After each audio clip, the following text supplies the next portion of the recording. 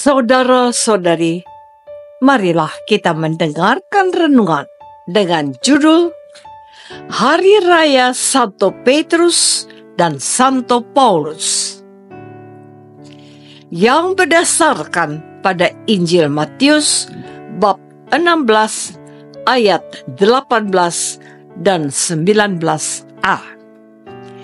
Yesus bersabda, "Dan aku pun berkata kepadamu, engkau adalah Petrus, dan di atas batu karang ini aku akan mendirikan jemaatku, dan alam maut tidak akan menguasainya. Kepadamu akan kuberikan kunci kerajaan surga." Dalam nama Bapa dan Putra dan Roh Kudus. Amin. Saudara-saudari terkasih dalam nama Tuhan Yesus Kristus, Santo Petrus dan Santo Paulus merupakan dua orang Rasul Yesus yang sangat menonjol melebihi yang lain.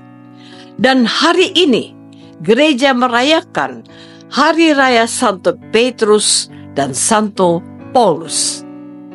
Santo Petrus dan Santo Paulus adalah dua tokoh yang paling penting dan berpengaruh dalam mewartakan Yesus.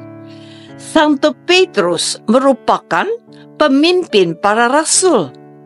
Santo Petrus mendapat kepercayaan dari Yesus memegang kunci kerajaan Allah. Ini berarti Santo Petrus memiliki wewenang dan kuasa mempengaruhi seseorang masuk surga. Walaupun harus dipahami bahwa Yesus satu-satunya orang yang berhak menentukan seseorang masuk surga. Namun, sebagian wewenang dan kuasa yang dimiliki Yesus diberikan kepada Petrus, dan sebagian wewenang dan kuasa yang diberikan oleh Yesus kepada Petrus itu kini diteruskan kepada Paulus dan para penggantinya. Dalam perjalanan selanjutnya, Santo Petrus secara khusus mewartakan Injil kepada orang-orang Yahudi. Petrus ingin menarik kembali orang Yahudi, bangsa pilihan Allah, untuk kembali ke jalan yang benar. Saudara-saudari terkasih, Santo Paulus tidak kalah hebat dengan Santo Petrus. Jikalau Santo Petrus secara khusus mewartakan Injil kepada orang-orang Yahudi, maka Santo Paulus mewartakan Injil kepada orang-orang di luar bangsa Yahudi. Namun, satu hal yang paling menarik dari Santo Paulus adalah pengalaman perjumpaannya dengan Yesus. Pada waktu itu, Paulus dengan hati yang dibakar oleh semangat kebencian kepada Yesus dan para pengikutnya, ingin membunuh semua orang yang mengakui dirinya sebagai pengikut Yesus, dan termasuk orang-orang yang bersempati kepada Yesus dan para pengikutnya. Dikisahkan bahwa dalam sebuah perjalanan ke Damsyik, Paulus yang menunggang kuda tiba-tiba melihat cahaya yang memancar dari langit. Paulus rebah ke tanah, dan kedengaranlah olehnya suatu suara yang berkata kepadanya, "Saulus, Saulus, mengapakah engkau menganiaya aku?" Jawab Saulus, "Siapakah engkau, Tuhan?" Katanya, "Akulah Yesus yang kau aniaya itu." Seketika itu, Paulus jadi buta.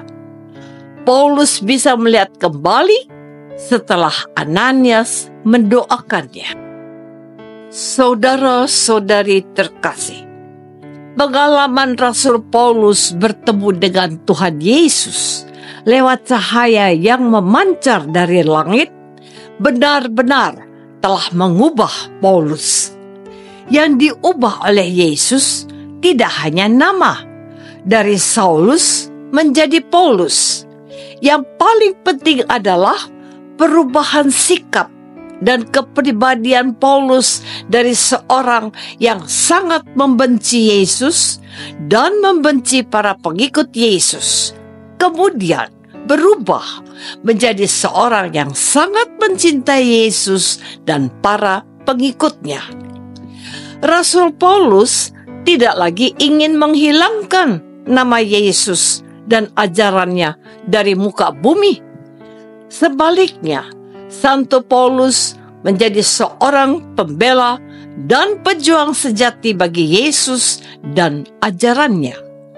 Selain itu, Paulus menjadi satu-satunya Rasul Yesus Kristus yang hanya dalam waktu singkat bisa mengenal dan mengetahui siapa Yesus dan ajarannya.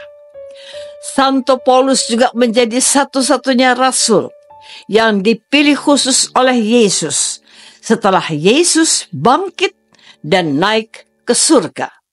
Maka, dari berbagai keunikan dan keistimewaan yang dimiliki Santo Paulus, membuat kita tidak heran, sebab Santo Paulus mampu menulis banyak surat tentang Yesus melampaui para rasul lainnya. Saudara-saudari terkasih, dari pengalaman Santo Petrus dan Santo Paulus, kita belajar beberapa hal. Pertama, Allah mencintai dan mau menyelamatkan semua manusia, tidak hanya orang Israel. Hal yang sama berlaku untuk kita, umat Kristiani.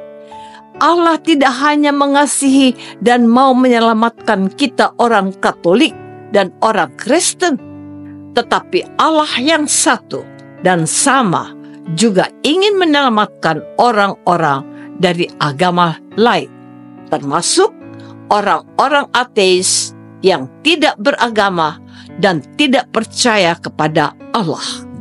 Sebab kebaikan dan kuasa Allah tidak bisa dibatasi oleh suatu agama. Kedua, menjadi pengikut Yesus amatlah sulit dan membutuhkan pengorbanan. Santo Petrus dan Santo Paulus telah banyak berjuang, menderita sampai mereka masuk penjara dan wafat sebagai martir. Maka, sebagai umat Kristiani, kita belajar dari kedua rasul yang sangat hebat ini untuk tidak takut menderita dan berkorban demi Yesus dan Injilnya. Kita perlu meneladani keberanian dan kerja keras mereka. Berkat kerja keras dan keberanian mereka, kabar gembira tentang Yesus bisa sampai ke seluruh dunia, termasuk Indonesia. Sebab masih banyak orang lain yang merindukan kehadiran Yesus. Apakah selama ini kita sudah menyadari tugas kita sebagai umat Kristiani yang dituntut untuk berani berkorban dan menderita demi Yesus? Marilah kita berdoa. Tuhan Yesus Kristus, Engkau memanggil Santo Petrus dan Paulus untuk mewartakan Injil. Berkat kerja keras dan penderitaan mereka, Injil tersebar ke segala penjuru dunia, termasuk Indonesia. Berilah kami kekuatan dan keberanian ikut mewartakan Injil-Mu lewat tutur kata dan perbuatan kami.